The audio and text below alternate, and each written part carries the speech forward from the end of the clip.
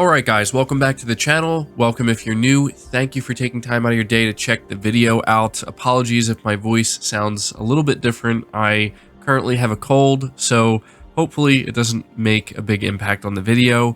But we have more PlayStation news, rumors, and leaks to go over and cover today, so do me a favor before we dive into these topics. If you end up enjoying the video or finding it informative, be sure to leave it a like, and if you are new here to the channel, please consider hitting that subscribe button as well. We're starting here talking about Resident Evil 4 Remake. Something that happened recently that got people very excited is Capcom shadow dropped a new demo for PS5 and PS4 as well as the Xbox Series consoles and PC. And this was something that a lot of people were expecting, but one really cool thing about it is there is no time limit, so you can play it for as long as you want, as many times as you want. That was a big deal for players. But something else that players also discovered is there's apparently a secret ultra hard difficulty or extreme difficulty mode within this demo. This is being reported by Gaming Bolt, and they say the recently released demo for RE4 Remake, dubbed the Chainsaw Demo, has a secret difficulty mode. According to Eurogamer, players have discovered that completing the demo once gives them the option to attempt it again with a new extreme difficulty mode titled Mad Chainsaw Mode. The new difficulty mode can be accessed for a single playthrough after finishing the demo once. If you want to attempt Mad Chainsaw Mode again, you'll have to wait for the difficulty mode to unlock once again. The demo also states that the Mad Chainsaw mode is exclusive to the RE4 Remake demo and will not be present in the full game. Unlocking the Mad Chainsaw mode seems to have less to do with actually finishing the demo and more to do with just random chance, and it's just like a random trigger. It features stronger enemies as well as placement for different enemies. It also has no checkpoints, and the first enemy, chainsaw-based enemy of the game, Dr. Salvador, will be on fire when he appears in the demo. So yeah, just wanted to let you guys know about this because I think it's actually really cool that they added this kind of secret exclusive type of difficulty mode to the demo. Let me know if you've actually played it. And before moving on, I do just want to let everybody know that you might want to be careful if you don't want anything spoiled for you regarding RE4 Remake, as retailers are apparently beginning to break street date and there are copies of the game out there in the wild, so people are posting a bunch of stuff. Just want to make you aware of that. Keep that in mind. We have Square Enix talking about Forspoken and how apparently it has not performed well. They're calling it lackluster. This is being reported by WCCF Tech, and they say Forspoken, the first and last game developed by the now dissolved Luminous Productions, hasn't fared too well on the market, as Square Enix described sales as lackluster in a report shared online.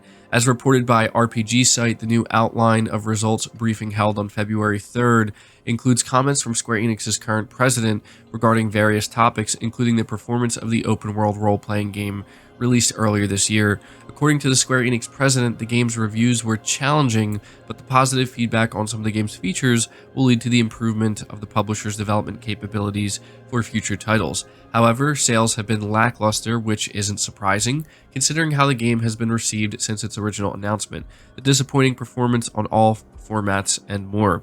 Alongside commenting on Forspoken sales, the president also commented on unspecified small and mid-sized titles from the publisher not performing as well as they expected.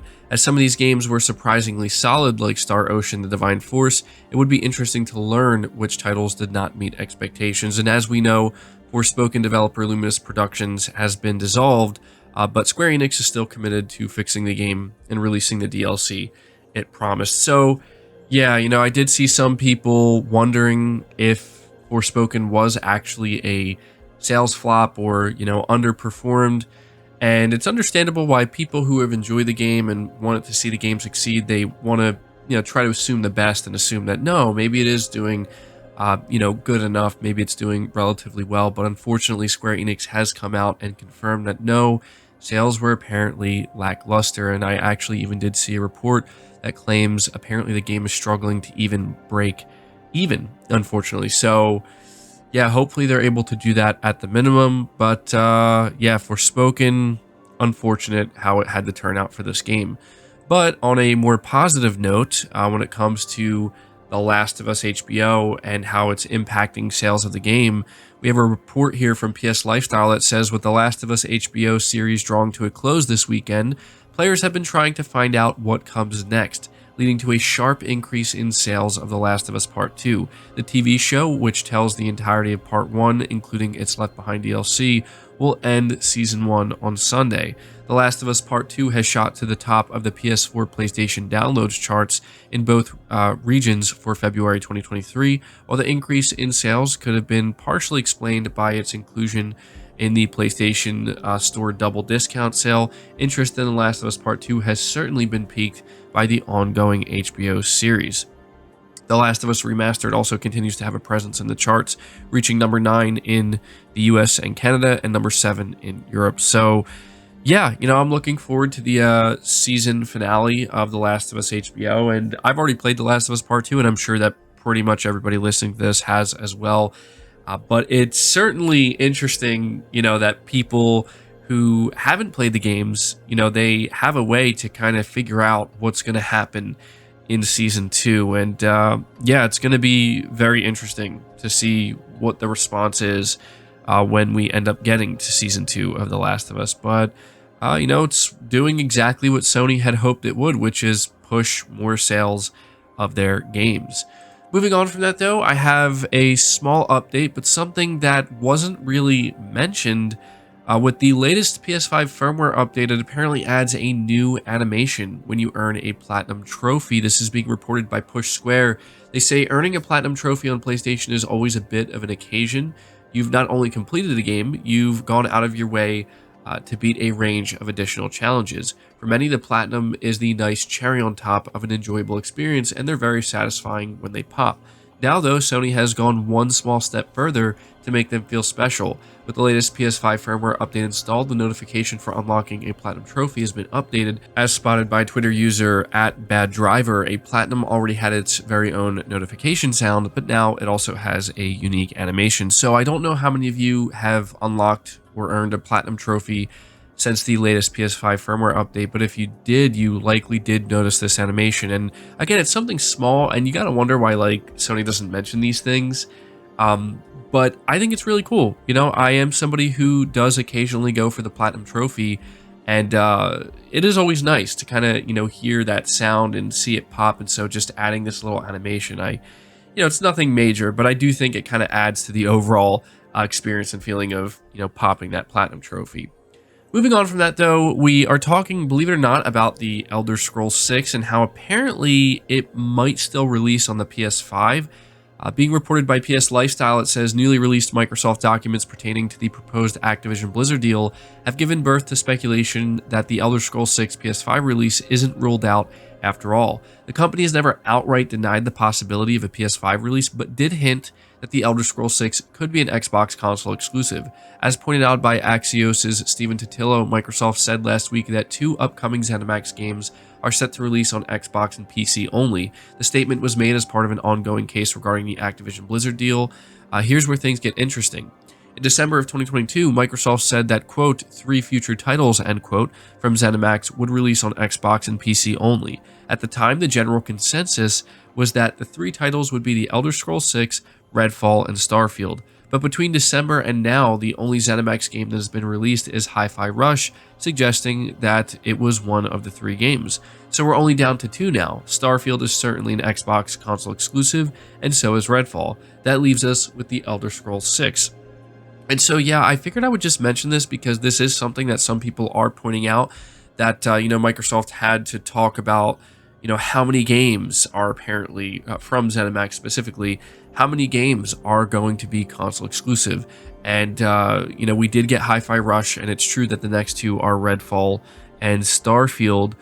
So, some people are thinking maybe there is a chance the Elder Scrolls won't be a console exclusive. Another reason people are thinking this is because Microsoft has reiterated multiple times that when it comes to making certain games exclusive to the Xbox platform from Bethesda, they're really just planning to do that for new IP and not established IP. Now, obviously, this doesn't confirm anything. If I had to put my money on it, I would say The Elder Scrolls 6 is going to absolutely be a console exclusive.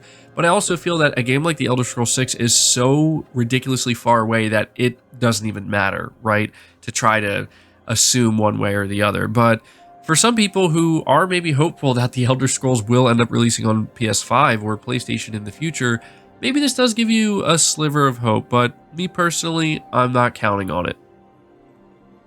But moving on to the final topic, Sony has come out and given an official response when it comes to the most recent offer regarding Call of Duty that Microsoft, proposed to Sony, hoping that they would sign it. And I know people, again, are getting tired of hearing about this. I am as well. Unfortunately, this is pretty much what has been dominating the news cycle for PlayStation, unfortunately, for the past couple of weeks. Hopefully that changes very soon. But this is being reported by PlayStation Universe, and they say Sony and Microsoft had kept going back and forth regarding Microsoft's attempted purchase of Activision Blizzard and the repercussions of that deal, namely around how Call of Duty would be treated should the deal be approved. Sony continues to argue that the deal is anti-competitive and therefore cannot be allowed to happen. Its latest statement, reported by Axios reporter Stephen Totilo, Sony says that the current offer Microsoft is proposing regarding Call of Duty will irreparably harm competition and innovation in the industry. And so this is the full statement.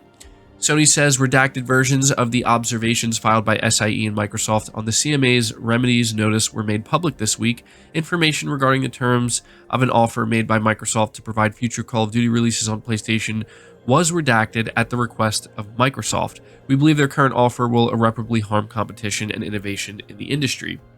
So that is Sony's official response, and it's worth noting that Sony does want to make it clear that the redactions within this documentation, they were requested by Microsoft. So Sony's clearly trying to make it known that, hey, we didn't request any of this information to be redacted. Microsoft did. Now, whether or not any of that information could reveal critical components of this deal that make it more clear why Sony has decided to reject it, no one will know, unfortunately. Some people are going to assume that, others are going to assume that it's just, for security reasons and whatnot, and there are just certain things that are not meant to be made public. It's really difficult to say with this type of stuff. But what we can say for sure is that Sony is absolutely playing hardball here. Anybody who is maybe hoping that Sony will change their mind and change their tune and decide, we will sign this deal, we don't want to take it any further, that's, for one reason or another, absolutely not what Sony is doing. Sony, they make it clear that if this goes through, they're sticking with this, this is going to do irreparable harm, as they say, and will, stop innovation in the industry. So some pretty intense statements there. At this point, I'm going to leave it to you guys. Let me know if you agree with Sony's statement or not and their response.